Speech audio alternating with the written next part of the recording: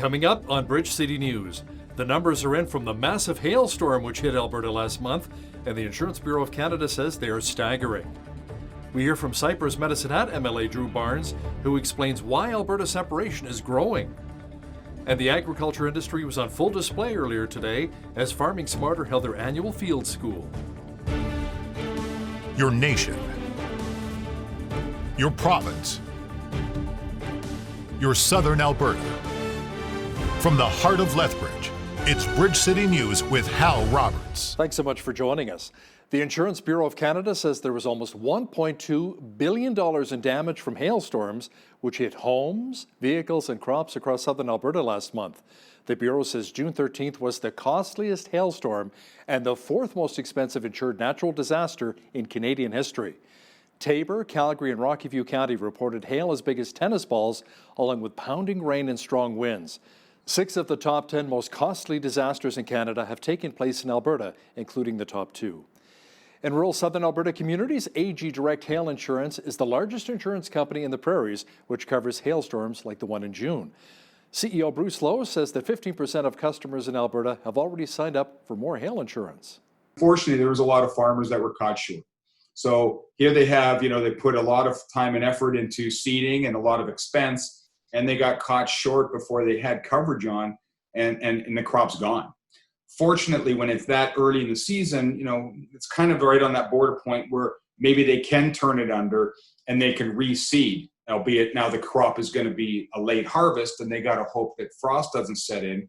But, there's some things they can do. But now what you're doing is throwing money on top of money, because now you've already invested $150, $200 an acre in seeding, your input costs. And now you got to do it all over again because you didn't have coverage and your crop got whacked by hail. About 1 in 6 customers in the province have hail insurance with AG Direct Hail. The manager of General Collision here in Lethbridge, Kevin Jordan, spoke about how the recent hailstorm has impacted residents locally and given them a little more business. We had a big wave of it starting in Calgary back on a couple weeks ago, and they keep getting hit with hail, it seems. And some vehicles were parked at the Calgary airport. It wiped out thousands at once at the Calgary airport, and then in return, some of them came home and we were repairing them and looking at them and so forth. But Barnwell and Stavely got some really big hail, and it's wiped out a lot of farm vehicles and equipment and so forth like that. But there's a lot of people that don't seem to be in a hurry repairing it this year because everything going on with the whole COVID-19 situation, but we seem to have a steady stream of hail repair going on at the moment. A Senate committee is raising concerns about everything from stockpiles of personal protective equipment to care for seniors in long-term care homes. The report released earlier today says Canada is not well prepared to handle a second wave of COVID-19. It says Ottawa needs to pay urgent attention to seniors in long-term care facilities that saw outbreaks and deaths. The committee is also flagging concerns about the vulnerability of low-income seniors in the event a second wave hits later this year. Getting your head shaved can be a tough decision, but for 5 seniors and 1 staff member at the Nordbridge Senior Centre in Lethbridge, they went all in with it. As Micah Quinn explains, they didn't shine their domes for nothing. The money raised for this fundraiser will go towards Nordbridge and its services within the community. Yes, you look more handsome than I've ever seen you. Heads were shaved today for the Silver for Silver head shaving fundraiser at the Nordbridge Senior Centre. Because we are nonprofit, fundraisers are really important for us, and we haven't done this Silver for Silver head shaving ever. Just because of COVID, it actually kind of sparked some different ideas of how we could get some more money and raise some more money for Nordbridge. The goal for the Silver for Silver head shaving fundraiser was $10,000, and Nordbridge met and surpassed that amount thanks to member and community member donations. And we had Lethbridge Hearing Centre actually donate $2,000. So we ended up just fundraising just over $11,970, way over our goal. Val Arkenstall has worked at Nordbridge for 29 years.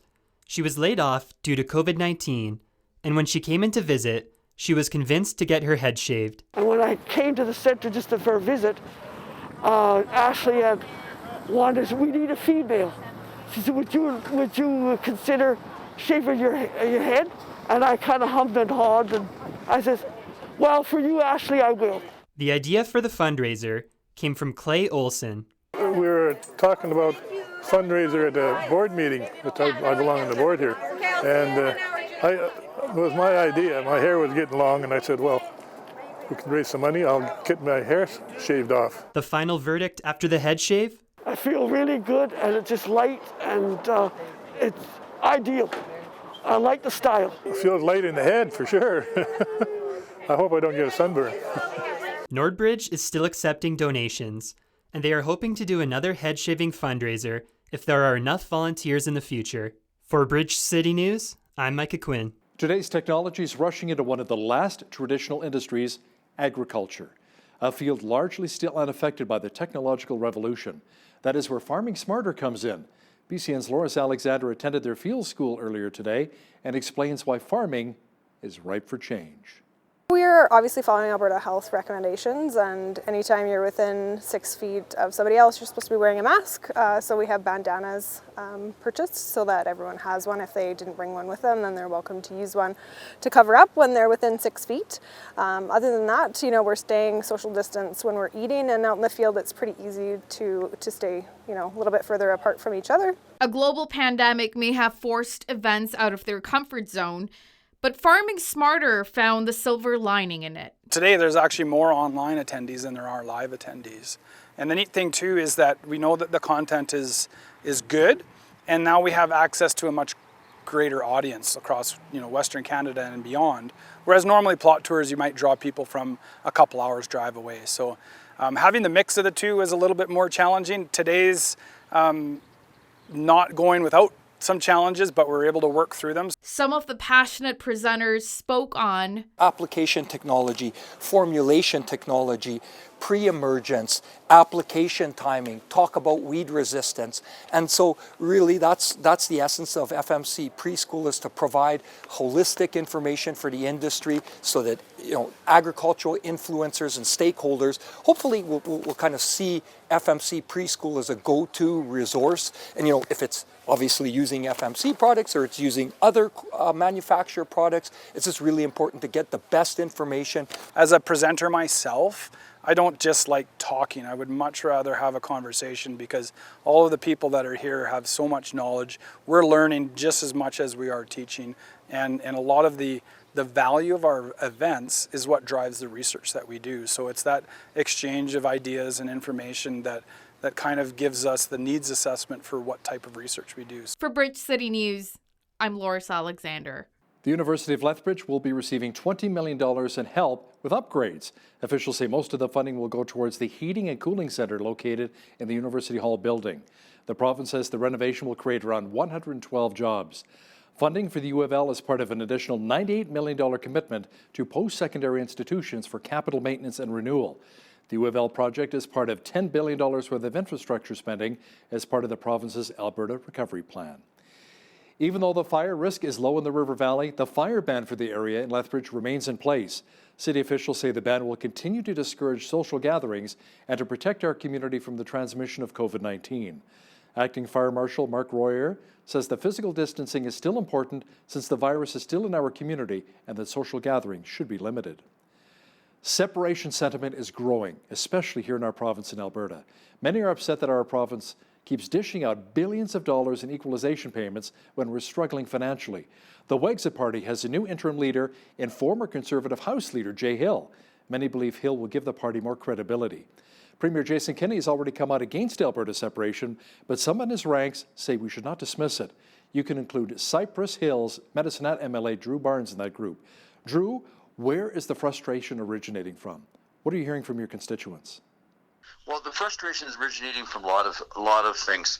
Our economy's been underperforming. Our resource movement's been blocked. Free trade hasn't happened in Canada, and fair deal. Many Albertans are feeling that we're not getting a fair deal from Ottawa. Hell, I was grateful that Premier Kenney asked me to be on the Fair Deal panel. I was grateful that hundreds and hundreds of Albertans came to the mic or emailed or phoned me and spoke exactly what they were thinking. And over 80% are feeling very, very frustrated with Ottawa's treatment of Alberta, feeling very, very frustrated with the fact that they're friends, their communities, and their families can't find the type of full employment they want. And they want to shake Ottawa's chain, and they want an opportunity to live life to the fullest. How much credibility does Wexit have now that Jay Hill is their interim leader? Jay's got a great past and a great history of trying to get a good deal for the western part of Canada, trying to get so the western part of Canada, so Alberta can be the freest and the richest place to live. So I'm glad that Jay has come back out of semi-retirement, I guess, and is willing to help and is willing to push the issue. Experience is great, and how it's indicative of how many Albertans and Western Canadians are feeling. We are being held back with the relationship with Ottawa right now, and it is really, really time to let Ottawa know that we want a fair deal, we want resource movement, we want the opportunity to live life to the fullest. Are you concerned of a right vote split that perhaps some disenfranchised voters will leave the UCP and go with Wexit? We'll just see what happens down the road. I mean, I think at this point in time, Albertans, want to very, very much strive for a better deal with Ottawa. I mean, I'm grateful that Premier Kenney asked for the report to be done. He's got the report and accepted almost all of the recommendations, and even added to them that the fair deal report didn't want to outline. So let's see what the politicians in the chairs of power do in the next little while to ensure that Alberta has the place in Confederation we deserve, which is the richest and the freest place in Confederation in North America. What would Alberta's separation actually look like? I mean, we're a landlocked province. How would we get our natural resources to Tidewater? Would you look at maybe annexing or purchasing part of northern BC? Hal, there's lots of ideas out there. There's lots of frustration, but at this point in time, I'm focused on Canada. I'm focused on what 80% of the people at the Fair Deal panel said, and that's that they want a fair deal with Ottawa first.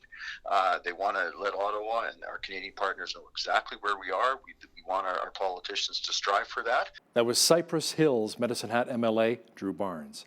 Police in High River need our help identifying a woman who stole groceries from the No Frills store there. RCMP say on June 25th, the woman in her late 40s or early 50s filled a cart with food, then hid out of view of the surveillance cameras to place the groceries in bags. She then took off out of the store without paying. Police say she fled in a newer black Honda. If you have any information that can help police with their investigation, call the High River RCMP right away at 403-652-2357. A warning today from Alert's Criminal Intelligence Service Alberta about gold scams and distraction thefts, which are on the rise in our province. Police say the fraudsters will set up at gas stations, grocery stores, or busy roads and will flag down motorists. They then attempt to sell fake jewelry or gold, or the suspects will grab or hug the victim, removing their jewelry or stealing another item of value. The con artists then try to gain sympathy from their victims by stating that they need to get back home or feed their families. Alert says last year there were 140 reported occurrences of fraud, adding up to $70,000 in losses. And so far this year, 45 instances with $30,000 in losses, including an occurrence in Medicine Hat. If you've seen any of these scam artists or you've been a victim, call Crime Stoppers right away at 1-800-222-8477. BC Premier John Horgan says his province's success in slowing the spread of COVID-19 is helping to boost BC's economic restart. He says more people are taking public transit, ferries, and retail outlets and restaurants are busier. Horgan says everyone is doing their part in communities across the province. I'm pretty excited about where we are. I think about the past 4 months have been extremely challenging for British Columbians. We're far from out of the woods. COVID-19 is in British Columbia. We are doing our best to flatten the curve. We're taking advice from public health officials. We're spreading that as far as we can, and the public is responding. I have a friend who's been traveling the province, going from the Lower Mainland to the north to help with the arrival of a new grandchild. And he reports back to me that he's been visiting communities throughout the interior and into the northwest. People are adapting. People are finding ways to make do in this extraordinary time.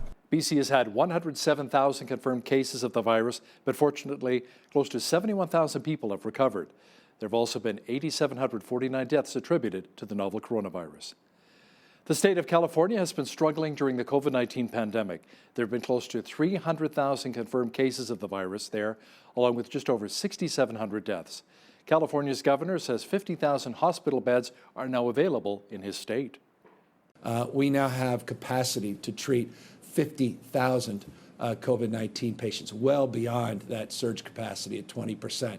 We have, as I said, built out these alternative care sites, the physical sites. We have secured hospitals like Seton, and we have pre-positioned a lot of these medical assets, those FMS sites throughout the state of California in areas that were vulnerable to surges and spikes in COVID-19.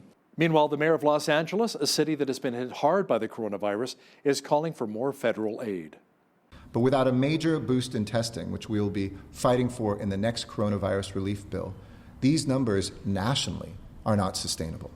There's no way we can functionally reopen the economy or safely reopen our schools.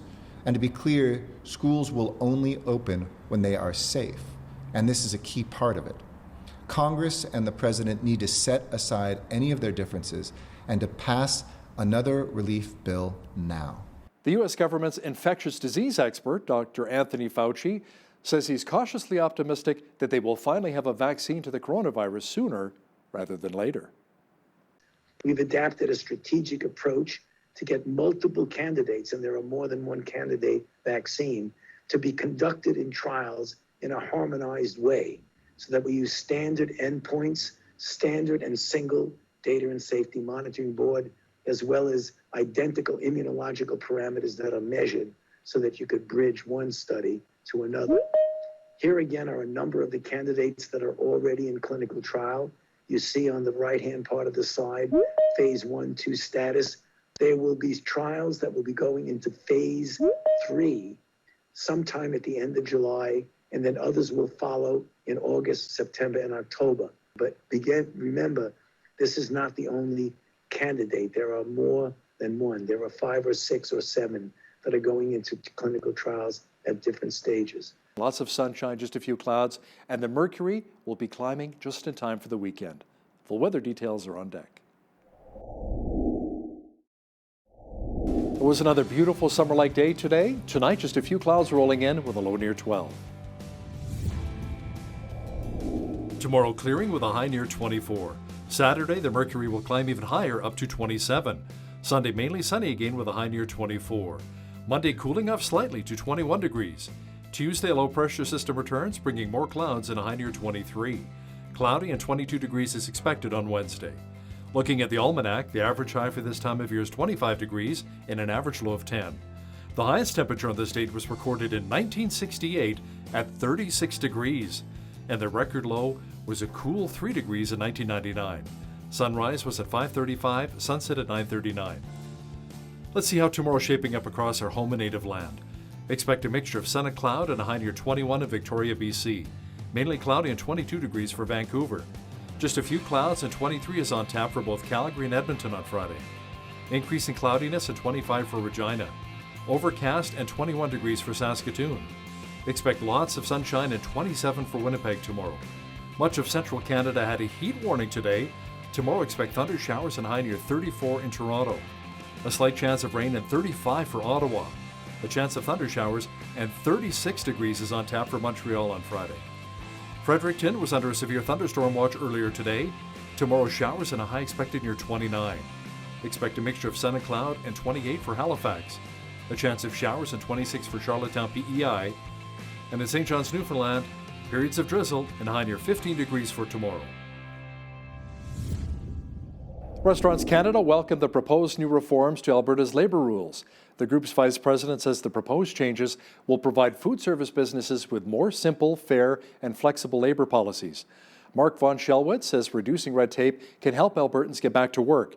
The province's Bill 32 would save employers around $100 million a year. Now, the Alberta Union of Provincial Employees, meanwhile, attacked Bill 32, saying it's just another UCP attack on working people's ability to build power. The union says the proposed bill will dismantle their collective power, which is their political power, and that's what the government fears the most. The annual rate of housing starts in Canada was up 8.3% in June over May. Canada Mortgage and Housing Corporation says the seasonally adjusted rate came in at close to 212,000 units, beating expectations of around 200,000. Apartment buildings and condos were up 13%, offsetting a 4.5% decline in single detached urban starts. Analysts say it's not surprising that housing activity has been more resilient given today's low interest rates and the government's COVID-19 support programs such as CERB. Bed Bath & Beyond plans to close around 200 stores over the next 2 years as its sales slid in the first quarter. The New Jersey-based retailer reported its quarterly sales dropped 49% due to the store closures amid the pandemic. It says it had a loss of $302 million US. Bed Bath & Beyond shares decreased 40% since the beginning of the year. Privacy watchdogs in Australia and Britain have opened a joint investigation into facial recognition company Clearview AI. They're looking into Clearview's use of personal data scraped off of social media platforms and other websites. The New York-based startup came at attention after investigative reports detailed its practice of harvesting billions of photos from social media. Clearview says it is cooperating with regulators and that it searches photos online in accordance with applicable laws. Now, here's a look at today's markets. The TSX was down 60 points on the day to finish at 15,568. The Dow was down 361 to 25,706. The S&P 500 was down 17 to 3152, and the Nasdaq was up 55 points to 10,547. Oil was down $1.31 to $39.59 per barrel. Natural gas was down a nickel to $1.77. Gold was down 3 cents to $18.0353 an ounce, and silver was unchanged at $18.65 an ounce. Wheat is at $238 per metric ton, barley's at $240, canola's at $461, and corn is at $237 per metric ton. Live cattle were up 10 cents to $100.43. Feeder cattle were up 48 cents to $135.43, and lean hogs were up $1.80 to $46.20. The Canadian dollar was down slightly on the day to 73.60 US. Recapping one of our top stories this hour, the Insurance Bureau of Canada says there was almost $1.2 billion in damage from hailstorms, which hit homes, vehicles, and crops across southern Alberta last month. The Bureau says June 13th was the costliest hailstorm and the fourth most expensive insured natural disaster in Canadian history. Taber, Calgary, and Rocky View County reported hail as big as tennis balls, along with pounding rain and strong winds. 6 of the top 10 most costly disasters in Canada have taken place right here in Alberta, including the top 2. The COVID-19 pandemic has affected many industries, including the housing market. But just how bad is it? BCN's Jeanette Rocher finds out next with an interview with Lethbridge real estate broker Courtney Atkinson. Prior to the pandemic, the Alberta economy was already going through some tough times, but how has COVID-19 affected the real estate market? Joining me now over Skype is Courtney Atkinson, a Lethbridge real estate broker with Atkinson and Associates. Courtney, welcome to the show. It's so nice to have you on. Thanks for having me. Yeah, absolutely. So please tell us, what is the Southern Alberta real estate market looking like these days with all this COVID craziness going on? I would imagine overall sales have been probably less than they were prior to lockdown. Yeah, we saw a fairly dramatic change in attitudes and real estate volume by about March. We were actually trending to have a very good year from a sales standpoint. So in January and February, we were up 5% and 10% respectively. And then things started trailing off as soon as the announcements were made that that COVID was a real thing and it was having a real impact. And so we did see a pretty good dip through March and April for sure. Yeah, I can imagine. Now, have people been afraid to purchase or even look at homes because of COVID? Or are you finding that it's just kind of business as usual? Those who want to buy a house are just willing to get out there and, look at houses? Yeah, I would say that in March, there was a high degree of caution across the board. Everybody was really, really worried, and there was a lot of news feeds just really heavy with news about COVID. And I think it was really overwhelming for all of us. None of us really knew what to expect. None of us knew what the economy would look like in 4 to 6 weeks. And there was a lot of information, and I think it was just overload. And so that manifested through March being fairly quiet. And in real estate, those statistics will show up the following month. And so what that meant was that very few offers were written or received in March. And that meant that by April, we had about 50% fewer transactions happening than we did back in 2019 March. So there was certainly a significant change that happened in that period of time, but we're actually swinging back up. Like, even in May right now, when you look back year over year, we're only down 25%, and the trend is looking really good for June. So it's almost as if the nerves that people had in March have kind of worked their way through, and people are feeling good again and starting to realize that, hey, listen, you know what? Our government's done a great job at social distancing and having programs in place to encourage us to be responsible. And now we're kind of seeing the fruits of those labors. I think we really paid the price, I think, in March, and now we're starting to see that pay off. For sure. I was actually going to ask you too, since some of the restrictions have been lifted a little bit the past month or so, and particularly even like into this week, are you finding that people are feeling a little bit more braver now to get out there? I would say so. When we first had the announcement made in March, like everybody, we implemented policies and procedures that would help protect our families and the families of our clients. And it was high alert. There's no question about it. I think everybody in the industry was very worried, and we weren't sure what that would look like. And so were all of our clients. Now that we've been through that and we've kind of heard the news load lighten a little bit and our caseload in Alberta lighten a little bit, and indeed in Canada, I think the attitudes of people have lightened and kind of, and certainly spring helps too, having the fresh air and getting people outside tends to be a little bit more kind of encouraging. And so, I would say the attitudes have changed. People have loosened up. We're seeing fewer people concerned about what the protocol is, fewer questions about how we're navigating the process. And I would say now the shift has been that it's more our elderly clients, folks that would have justifiable reasons for being more concerned, whether they're immunocompromised or, they're elderly. They want to know exactly what we're doing to protect them. And it's our duty to have those systems in place for sure, all across the industry. In many markets across North America, real estate was not deemed an essential service. And the feedback was that the market really wanted that. There were still a number of people that wanted to buy and sell, but for whatever reason, the governments were not allowing it. So we're very fortunate in that respect. And I think it's paid good dividends in our market. We're seeing it rebound quite nicely. Yeah. So what kind of restrictions were you putting in place? And like right now you're saying the seniors are mostly the ones that are concerned about that. What sort of things are you doing for them for safety? Yeah, for our team, there were a few protocols that we implemented, and a lot of it we had already had in place. So much of what we do is virtually because of the nature of our office structure. We have offices across Southern Alberta. So we meet a lot virtually anyway. And we've had virtual tour technology with our company for a long time. And so it really just meant that we were making sure that any prospective buyers had reviewed all of our virtual tours, that they'd reviewed all the photographs, that they had all the information about the property. And then for showings, we were limiting them to one person with one realtor, and they were expected to wash their hands in the property, wash their hands as they were leaving the property. Some were opting to wear masks, although that wasn't part of our protocol. At that time, it wasn't really something that was generally accepted to be beneficial, so we didn't implement that. But now for our clients that do prefer that, we certainly do. And the main thing is just maintaining that social distance and making sure that we're limiting as much exposure to people's properties as we can. And for those that want to go ahead and make an offer on a property, of course, there's other stakeholders that want to be involved. And if it's the property that they intend to move on, then we're okay letting a few more people in. And most sellers were okay with that too. They just didn't want open houses and that sort of thing. We're still not permitted to do open houses. So yeah, that was actually one of my questions. I was wondering are you still holding open houses?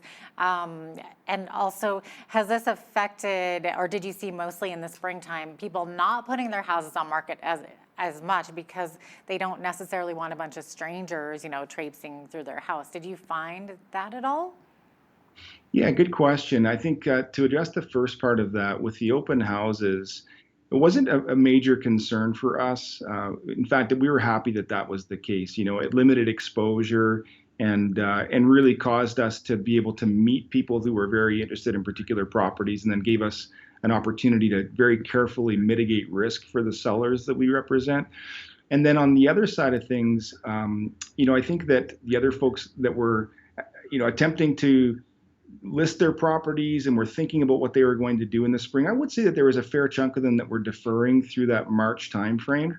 But the interesting thing that happened is that when they did hit the market, we were seeing uptake happen really quickly. We were seeing a lot of competitive offers, a lot of multiple offers, a lot of really strong offers coming to the table. So it was almost like there was pent up demand in the buyer side that wasn't being met by sellers. So when when they finally realized that there was still opportunity, I think they were met with enthusiasm and encouragement. So it was good news. Yeah, no kidding. Now, I'm just wondering how helpful was the use of your technology? Like you were saying, you kind of used that a little bit, but for example, like using a drone, for example, to do like a virtual tour or anything, was that really being utilized more so than normal? Well, I wouldn't say more so than normal for us because we do that with all of our listings. So the virtual tours, the aerial photography, professional interiors and exteriors, that's just part of our program. I would say across the industry, the access and the requirement and the expectation that the market would have for those things certainly went up. I would say one of the most interesting things for us was that, we had been meeting by Zoom or Google Hangouts as a company for a long time. And the thing that we really noticed, and I'm sure this is the same for a lot of your viewers, we were just really missing each other. Like as a company, we really just missed seeing each other around the office and doing our work together. And despite seeing one another on a computer screen, we were just starting to feel like, oh my gosh, when is this going to get over? And I think collectively as a community, a lot of that happened at the same time. We were keen to get back to work and see one another. Folks were keen to get out and see properties.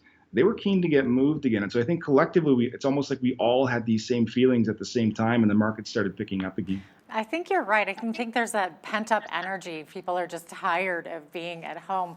So now you're an essential service, but you're saying your office actually was closed. You guys were working from home for the most part, other than when you were showing homes. Is that right? Yeah, that's right. So I mean, we had to stay open for cashing checks for deposits and things like that. So we would typically have somebody coming by the office twice a day to look after those types of things, offers and that sort of thing. But we were completely virtual, and we can conduct ourselves virtually fairly simply. We've done that for a long time, so it wasn't a real shift for us. It wasn't like we had to figure out how to operate our business without a building. It was just frankly that we're so collegial, like many people in the industry. We just wanted to see one another, and we missed the client engagement too, right? And so yeah, you're right. It was so nice to get back out and see people in the community. And I just think personally, there were days that went by where I was working from home and I didn't even leave the house. Like that's not healthy, right? And I think collectively as a community, we all realized that hey, listen, you know what? There is a risk out there and it is serious, but at the same time, so is our mental and physical health, and we need to look after those things too. Yeah, 100%. Now, you had mentioned earlier that you recently have gotten some really strong offers. So does that mean that home values have not necessarily declined? Have they increased since the pandemic? Yeah, that's a great question. I wouldn't say that. We've been in a fairly balanced or buyer's market since about 2010. As you well know, Alberta's had a tough time through many changes over the last decade with oil prices and difficulties with our economy.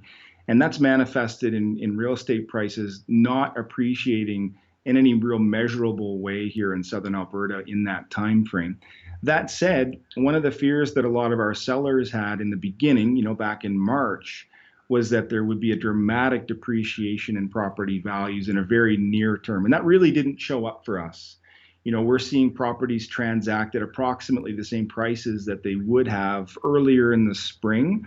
I think that competitiveness in the marketplace and those multiple offers was more a matter of demand. Buyers kind of anxiously waiting for sellers to put this right property up on the market and then acting very quickly. But that didn't necessarily have a change on prices. Okay, so that's really interesting. So, Courtney, what is the average home price now in Lethbridge? Yeah, so we're about 285 when you look across Southern Alberta, Lethbridge specifically, and that's been fairly consistent for a while.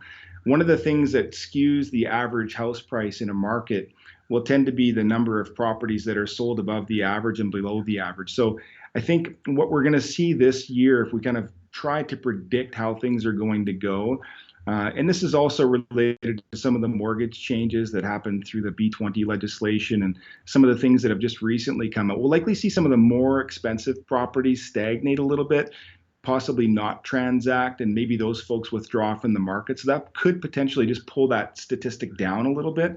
it's not necessarily reflective of the overall values in our marketplace. It just means that there's not as much uptake of those listings, let's say in the 5, 6, or 800,000 range. And not to say that they don't sell, but the volume of those particular type of listings in a year like this might not be as high as it was last year, for example. Yeah, for sure. That's interesting. So you mentioned 285 is about the average price, but what price range is selling the most currently? Yeah, great question. So there's a lot of activity once you get up to about $350,000. Once you go above that, it does slow down a little bit. And we've sold properties, well north of that. I mean, we've sold a couple properties over $1 million already this year. So those properties are transacting. It's just the volume of them isn't quite what it might have been in another year.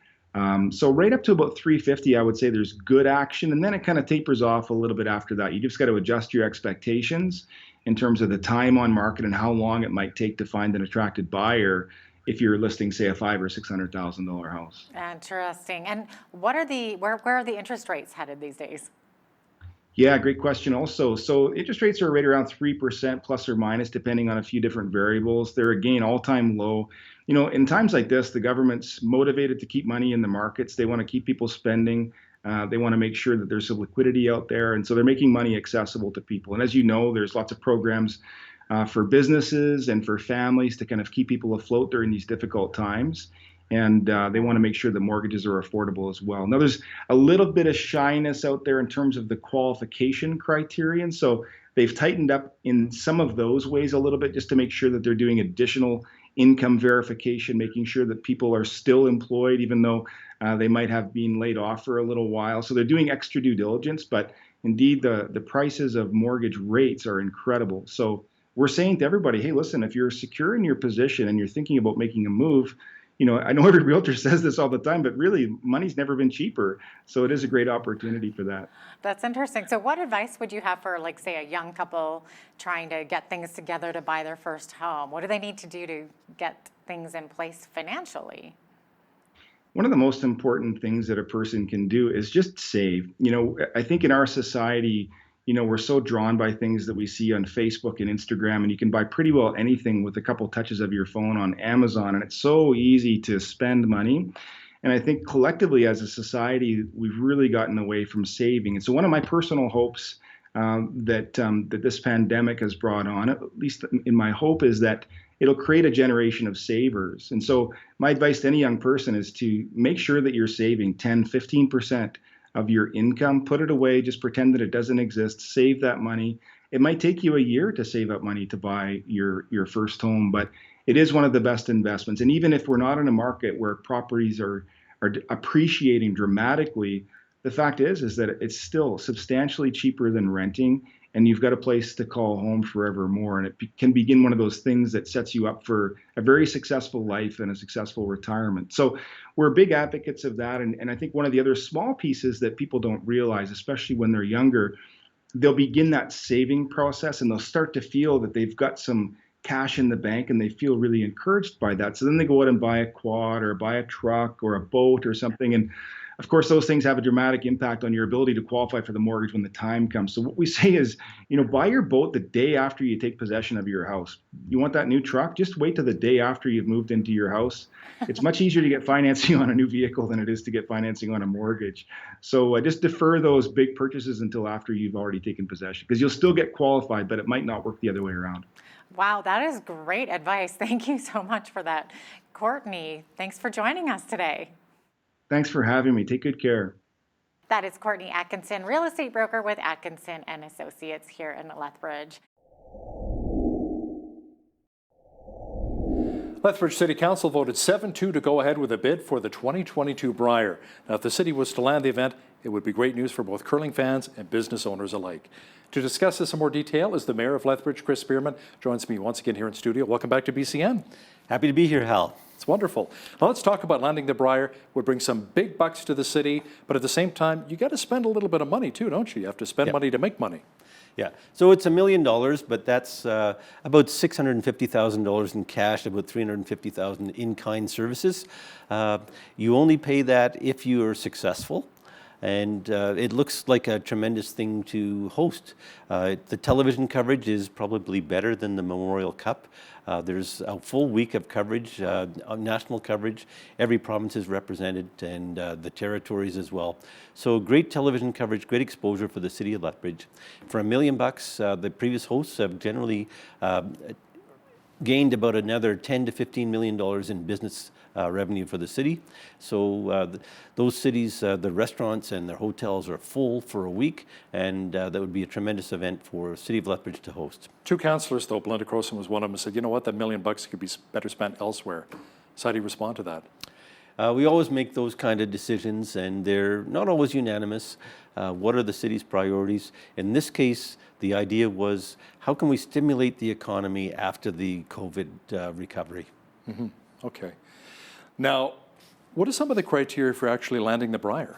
And who are some of our biggest competition then, 2022? Well, Curling Canada would evaluate the various bids, but certainly what's the... Look at the facilities here, right? Yeah, facilities are good. What's the past reputation of the city in terms of curling? So we've hosted the Scotties twice. We've hosted the World Men's. We've hosted the World Mixed qualifications. We have a great reputation for supporting curling events and a great venue to host them. Now, Council also voted to cancel the $1.75 million 6 Mile Coulee Pathway project recently. And why was that? Generally, we were hearing from the community that the people who are currently using that pathway didn't want the improvements that were proposed. So specifically the shale pathways. So the limestone, I guess? Yeah, the limestone. Right. We thought there needed to be more consultation, so we put the project on the shelf while that consultation takes place. So there seems to be some miscommunication. Our administration said there was consultation, but certainly we had an avalanche of complaints. At the same time, we have to balance the nature and the purpose of the river valley and make sure that we're not harming the river valley. And we have to address safety issues. If it's a city pathway, what's the state of the bridges? What's the state of all the infrastructure along there? So can people use it safely? We certainly don't want to be in a situation where people get hurt using the pathway. The province announced the launching of phase 2 of the economy, relaunching the economy here. A lot of business owners I've spoken with said we should have relaunched like a month ago already. They're finding it very difficult. But then some other business owners are saying, well, hold off. We're going to actually wait another few more weeks before we reopen, because they're a little concerned about a second wave. What are you hearing right now?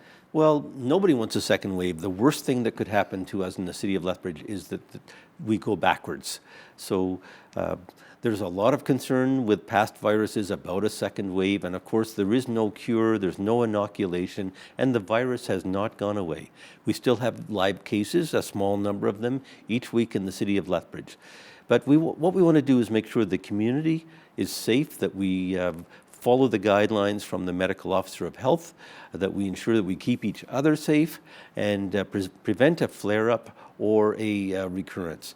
We're very concerned about what might be happening in the fall, and we want to make sure that businesses open and stay open. We want to make sure community facilities open and stay open, and we need to put processes and procedures in place to make sure everyone stays safe. What do you want to say to that business owner that didn't survive the COVID-19 pandemic and had to shut their doors here in Lethbridge? What do you want to say to them specifically?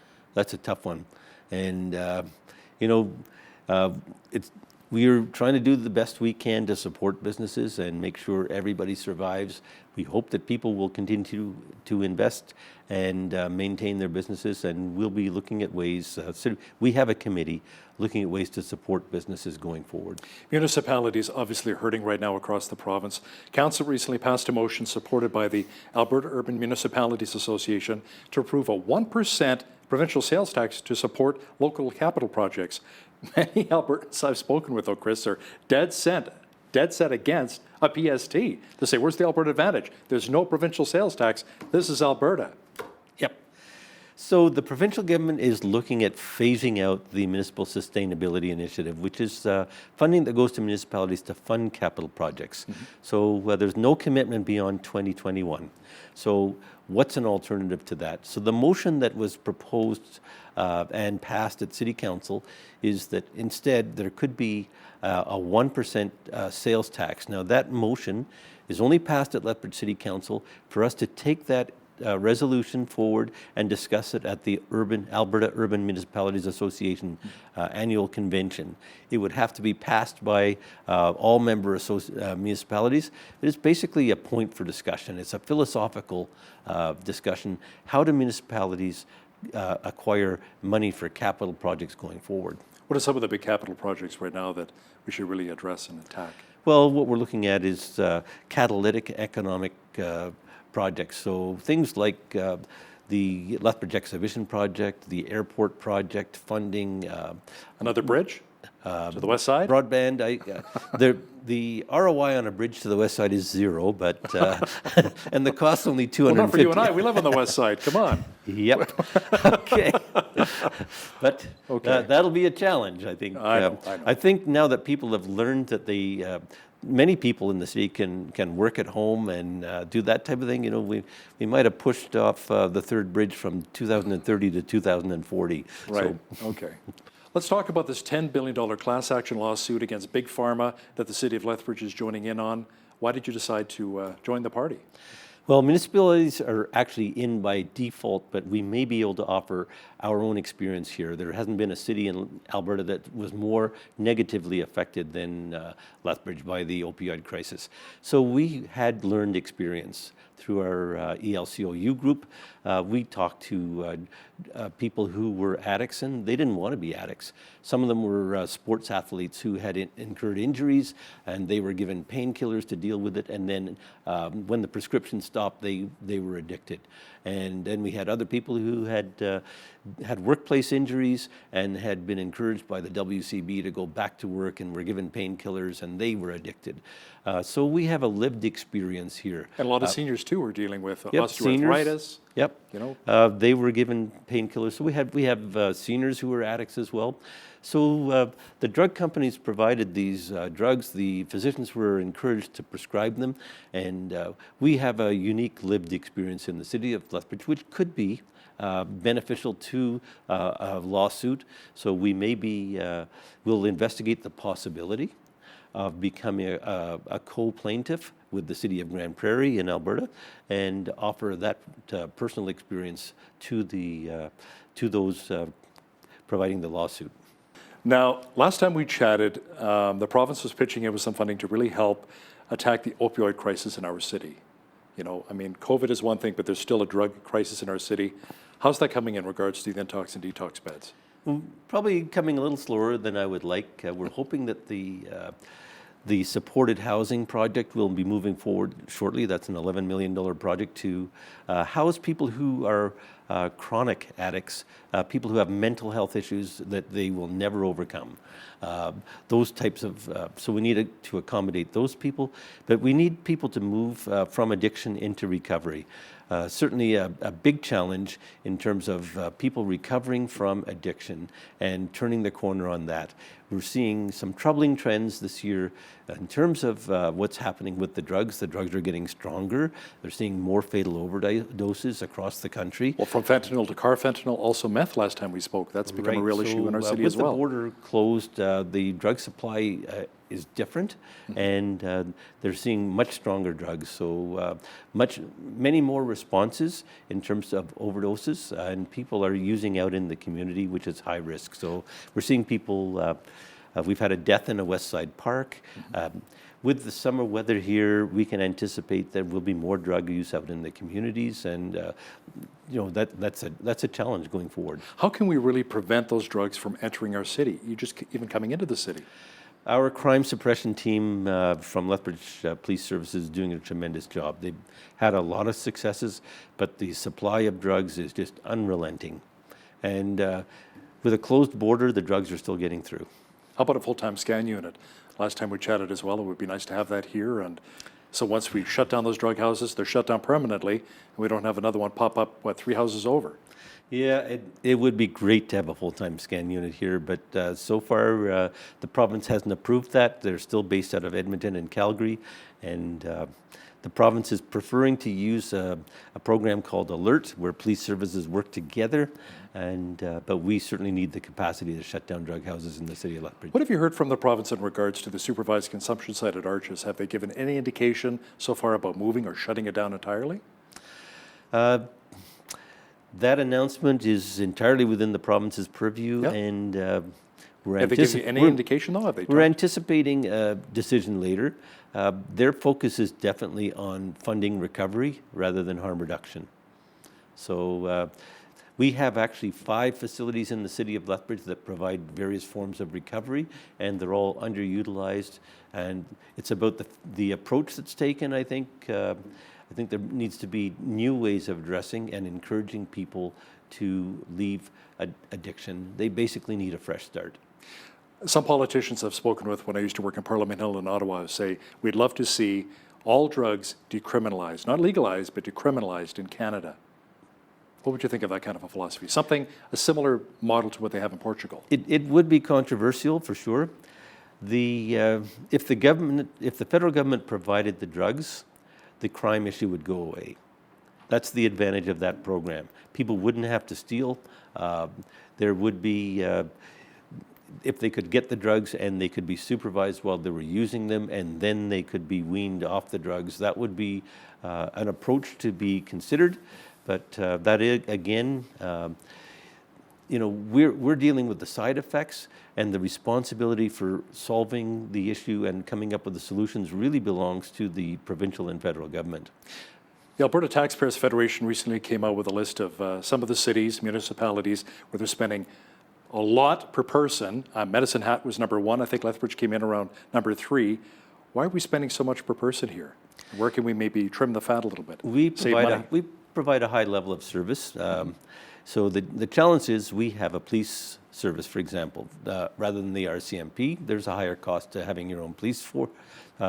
Medicine Hat has their own police force. In Medicine Hat's case, they provide additional utilities that the City of Lethbridge doesn't, so they are high on the list because they provide a gas utility. We also have tremendous facilities, so I think we have the second biggest recreational facility in the province with the ATB Centre. There are costs to provide those levels of services. We have more parks per capita, maintained parks per capita than other cities, so there's a cost to maintaining parks. We're doing our best to control costs. 2020 will be the first year in 20 years when there's been a 0 tax increase in the city of Lethbridge. And we have implemented the KPMG reviews, the operational reviews, to see where we can find efficiencies in all the departments across the city. And we're hoping to have additional recommendations so that next year we'll be looking at ways to minimize the possibility of a tax increase in 2021. How about potentially putting more money into the police service as well in dealing with a lot of the drug and crime issues in our city? We have provided additional funds to the police for 3 new programs in the current budget, but certainly there's pushback across North America about how much policing is costing.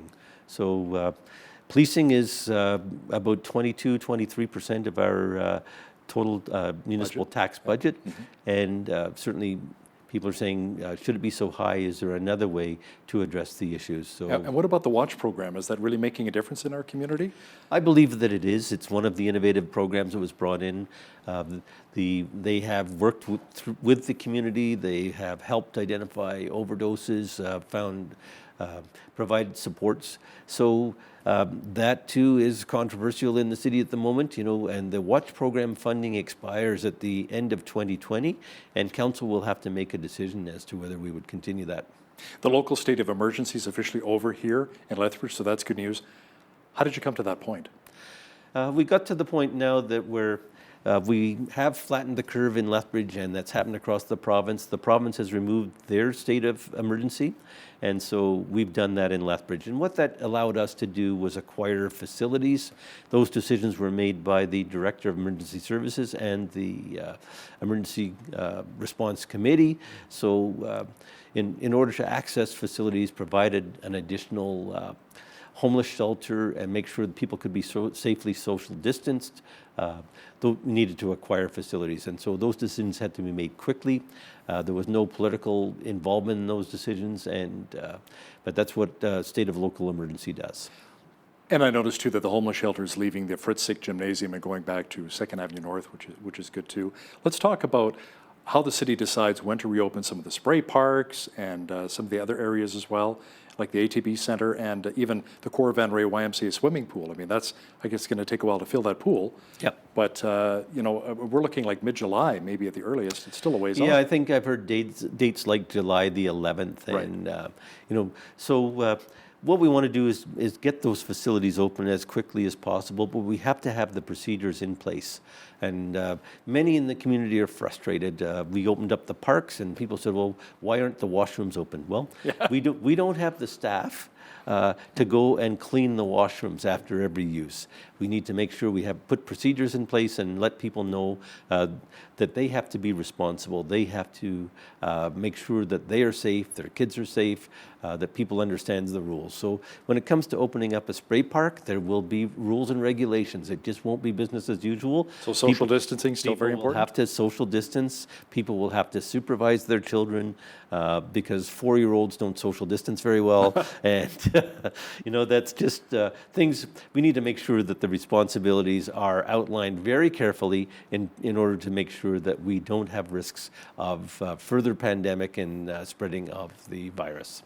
Yeah, that's great to hear. It's funny when you talk about the kids social distancing. I remember Timbits hockey. They look like all together on the ice going around. And or when they play soccer as well, they're not spread out. They're all in a nice little group together. And that's the way it was meant to be. Mayor Chris Spearman, thanks so much for joining me in studio again today. Always great to be here, Hal.